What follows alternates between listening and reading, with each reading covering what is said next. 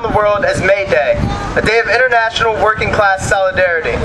Demonstrations take place globally, from Africa to Asia, across South and North America, and in Europe.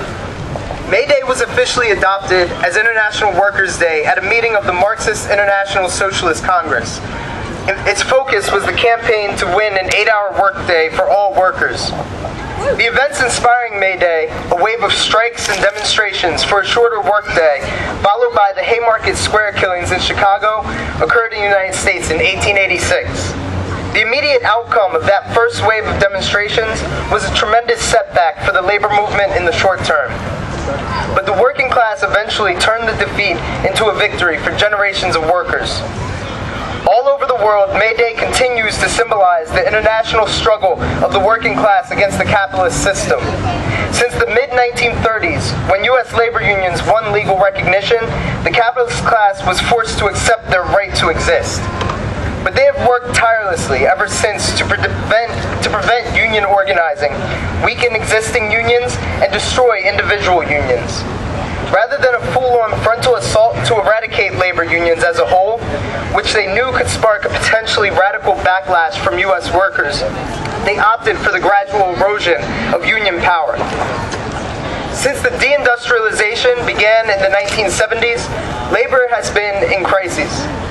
The percentage of workers in unions is at the lowest point in modern history. With only 7% of workers in the private sector unionized, government employees, 37% unionized, have increasingly become the face of organized labor.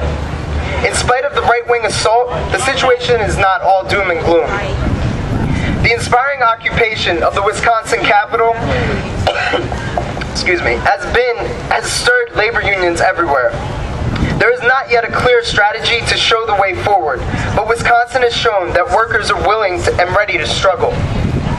On May Day in 2006, millions of immigrant workers walked off their jobs in opposition to proposed right-wing anti-immigrant legislation.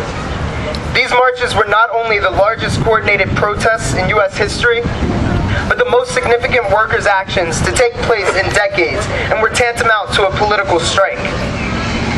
In those mass marches, the marriage of the immigrant rights movement and labor was finally consummated. It was this relationship that brought labor unions back into May Day, a truly historic development given the day's radical traditions and associations. That is what makes this May Day especially important. At a moment when labor is searching for strategies to withstand capital's offensive, May Day is an opportunity to show workers unity and collective power. It is a time for labor to show its real diversity as a representative and fighter for the country's multinational working class, unionized or not. It is critical for progressive people to preserve this unity and to fight for it, as neither movement can succeed without the other. While labor as a whole is being viciously attacked right now, May 1st must be a day to rally to its defense and strengthen the fight for united working class. Thank you.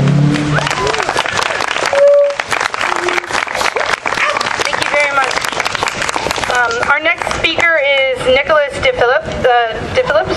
Nicholas is a local activist aligned with a variety of groups on and off the VCU campus. He was the vice president of the VCU SDS and was involved in the planning of this year's May Day event, as well as reaching out to VCU students on the Monroe Park renovations issues.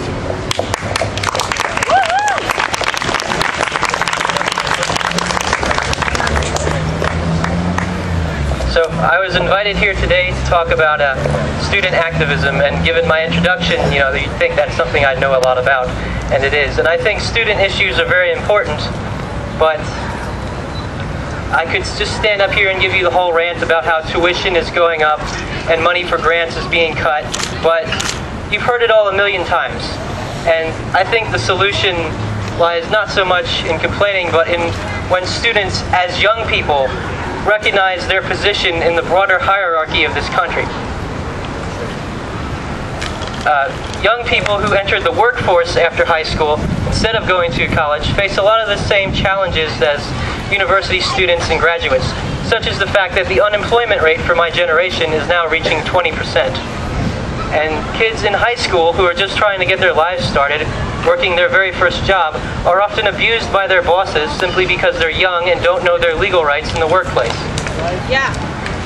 And a lot of people don't want to admit it, but discrimination and stereotyping against young people is a real and existing problem in this planet and in this country. And now consider this. In Greece, in 2008, a teenage boy was shot to death by the police. And it sparked riots throughout the country right before Christmas. And it got to the point where even that good-for-nothing Greek Prime Minister himself apologized to that boy's family for his murder. Now compare this to the United States in 2009, when another young man, 22 years old, Oscar Grant, was handcuffed and then shot to death by the police, and the courts let his killer off with a slap on the wrist.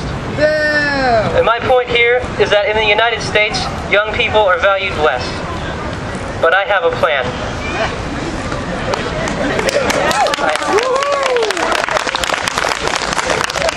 All right. I haven't told you my plan yet. All young people, all of them, need to take over the political scene and dominate it. Yeah! If we don't do this, we will continue to be marginalized by an older, right-wing constituency that takes pleasure in seeing youth locked away in jail. And we will continue to fight amongst ourselves for small opportunities at advancement. You're old enough to go to jail, you're old enough to have rights. That's right. Young people, today is our day. I encourage you, there are organizations here. Join them. Get your friends to join them. Youth empowerment only begins when we put a union in every unorganized workplace and when we flood political organizations with ourselves.